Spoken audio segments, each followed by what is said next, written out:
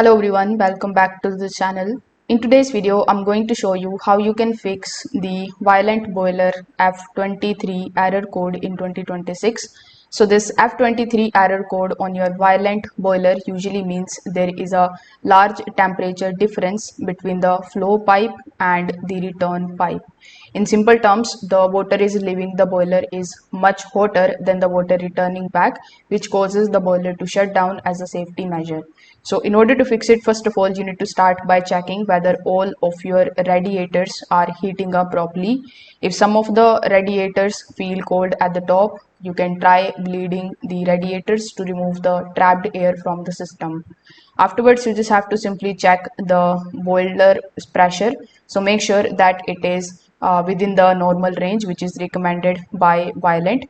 The low pressure can sometimes contribute to the circulation issues. After that, you can also press this particular reset button over here. So you need to simply press and hold it for about 3 to 5 seconds. And if the error was caused by temporary issue, the boiler may restart normally after pressing the reset button over here.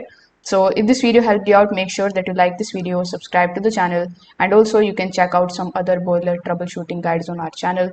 Thanks for watching.